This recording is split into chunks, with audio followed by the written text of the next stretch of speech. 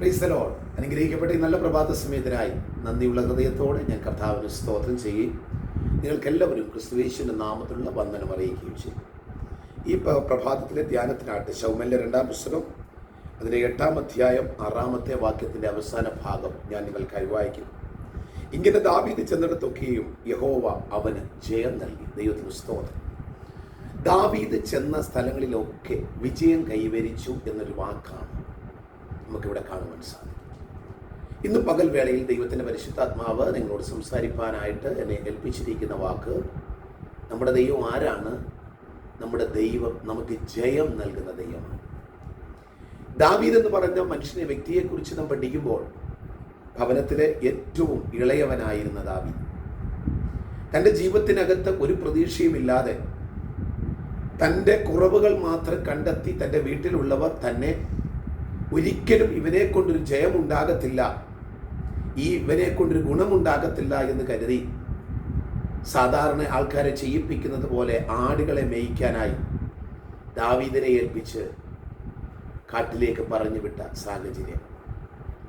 വീട് വിട്ട് പല സ്ഥലങ്ങളിൽ സഞ്ചരിച്ച് യാത്ര ചെയ്ത ദാവീദ് ഒരിക്കലും ചിന്തിച്ചില്ല തൻ്റെ ജീവിതത്തിനകത്തൊരു ജയമുണ്ടാകുമെന്ന്. കാരണം നിരാശയുടെ വാക്കുകൾ മാത്രമാണ് ദാവീദ് പലപ്പോഴും മറ്റുള്ളവരെന്ന് കേട്ടിട്ടുള്ളത്. ഏറ്റവും അധികം ദാവീദ് കേട്ട വാക്കുകൾ നിരാശയുടെ വാക്കുകളാണ്. ദാവീദിന്റെ ബാല്യകാലഘട്ടങ്ങളിൽ തൻ്റെ കുടുംബത്തിനകത്തു നിന്നാണ് തനിക്ക് ഏറ്റവും അധികം പ്രയാസങ്ങൾ സംഭവിച്ചത്.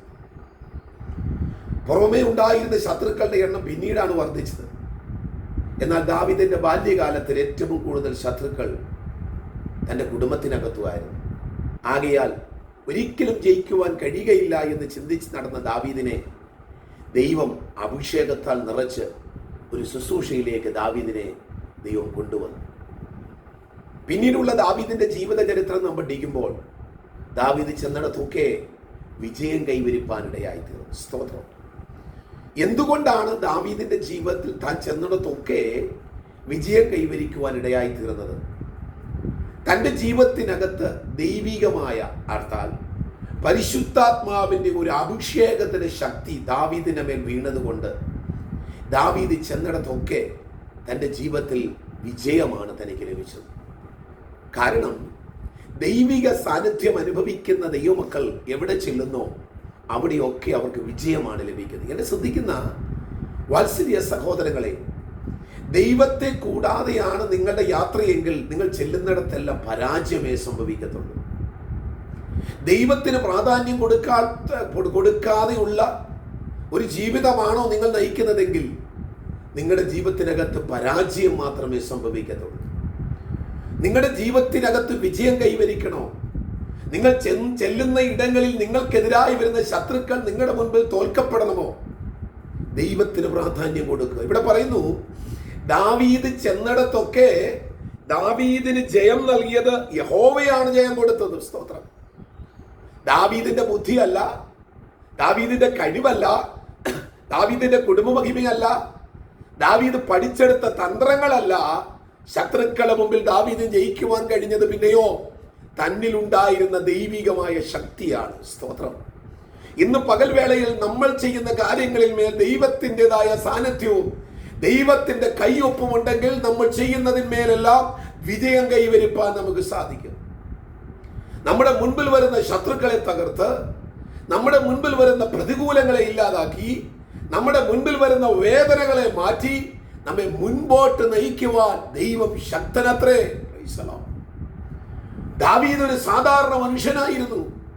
പക്ഷേ അവന്റെ ജീവിതത്തിനകത്ത് അവൻ ദൈവത്താൽ അഭിഷേകം പ്രാപിച്ച്, ദൈവത്താൽ അവൻ തിരഞ്ഞെടുക്കപ്പെട്ട്, ദൈവത്താൽ അവൻ വേർപാട് പ്രാപിക്കപ്പെട്ട് കഴിയപ്പോൾ ഒന്നൊന്നിനു പുറകെ ഒന്നൊന്നായി തൻ്റെ ജീവിതത്തിനകത്ത് താൻ തൊടുന്നതെല്ലാം വിജയത്തിലേക്കാണ് നയിച്ചതെങ്കിൽ, ഈ പകൽവേളയിൽ ദൈവജനം ശ്രദ്ധിക്കുന്ന വാത്സല്യ സഹോദരങ്ങളെ, നിങ്ങളുടെ കുടുംബത്തിന് ഇന്നുവരെ പരാജയമാണോ? നിങ്ങളുടെ വ്യക്തി ജീവിതത്തിൽ ഇന്നുവരെ പരാജയമാണോ? അത് മാറണമെങ്കിൽ ദൈവം നിങ്ങളുടെ മേൽ വാഴട്ടെ. ദൈവത്തിന് സ്തോത്രം. ദാവീദ് തന്റെ ജീവിതത്തിന്റെ വളർച്ചകൾ സംഭവിച്ച് ദൈവത്താൽ അനുഗ്രഹിക്കപ്പെട്ട് അതേ താൻ അത്യുന്ന പദവിയിൽ താൻ എത്തിയിരിക്കുമ്പോൾ ദാവീദ് പറഞ്ഞൊരു വാക്കുണ്ട്, കർത്താവായ യഹോവേ, നീ എന്നെ ഇത്രത്തോളം കൊണ്ടുവരുവാൻ ഞാനും എൻ്റെ ഗ്രഹവും എന്തുള്ളൂ. സ്തോത്രം. ഒരിക്കലും ജയിക്കത്തില്ല എന്ന് പറഞ്ഞുകൊണ്ട് നടന്ന ദാവീദ് ഇന്ന് പറയുന്നു, എന്നെ ഇത്രത്തോളം എൻ്റെ ജീവിതത്തിൽ ജയം നൽകുവാൻ, ഇത്രത്തോളം എന്നെ വലിയവനാക്കുവാൻ, ഇത്രത്തോളം എന്നെ പ്രശസ്തിയിലെത്തിക്കുവാൻ എൻ്റെ ജീവിതത്തിൽ എന്താണ് ദൈവമേ ഉള്ളത്? നമുക്കും ഇന്ന് പകൽക്കാലം പറയാം, ഒന്നുമില്ലാത്ത നമ്മെ കർത്താവിന്റെ കരങ്ങളിൽ നാം സമർപ്പിക്കപ്പെടുമ്പോൾ, അർത്ഥാത് ദൈവകരങ്ങളിൽ നമ്മൾ ഒരു ഇണങ്ങിയ ആയുധമായി തീരുമ്പോൾ ദൈവം നമ്മെ വിജയത്തിലേക്ക് നയിക്കുകയാണ്. അതേ സ്തോത്രം. മുറിവേറ്റ അനുഭവങ്ങളിൽ നിന്നും നമ്മെ സന്തോഷത്തിന്റെ അനുഭവത്തിലേക്ക് ദൈവം നമ്മളെ എത്തിക്കും. ഇന്നത്തെ പകൽക്കാലം ദൈവം നിങ്ങൾക്ക് ജയം നൽകും. ദൈവം നിങ്ങളെ നടത്തും. വിശ്വസ്തനായ ദൈവത്തോട് ചേർന്ന് ഒരു നല്ല വിജയകരമായ ഒരു ക്രിസ്തീയ ജീവിതം നയിച്ച് മുന്നോട്ട് പോകുവാൻ ദൈവത്തിന്റെ പരിശുദ്ധാത്മാവ് നിങ്ങളെ സഹായിക്കട്ടെ. ദാവീദ് ചെന്നിടത്തൊക്കെ ദൈവം അവന് ജയം നൽകിയെങ്കിൽ, ദൈവത്തെ അറിയുന്ന ദൈവ പൈതലേ, നമ്മൾ ചെല്ലുന്നിടത്തൊക്കെ നമുക്ക് ജയം തന്നെ വരും. ശത്രുക്കൾ ഓടിമാറും. നമ്മൾ ചെല്ലുന്നതിന് മുൻപ് തന്നെ പ്രതികൂലത്തിന്റെ കാറ്റുകൾ അവിടുന്ന് മാറും, പ്രയാസങ്ങൾ മാറും. ജയം നൽകുന്ന ദൈവത്തിൽ വിശ്വസിക്കുക. ഈ പകൽവേള നിങ്ങൾക്കൊരു ജയം മാത്രമാകട്ടെ. വിജയം ദൈവം നൽകും. വിശ്വസ്തയോടെ മുൻപോട്ട് പോകുക. ഈ വചനങ്ങളാൽ ദൈവം നിങ്ങളെ ഓരോരുത്തരെയും അനുഗ്രഹിക്കുമാറാകട്ടെ. ആമേൻ.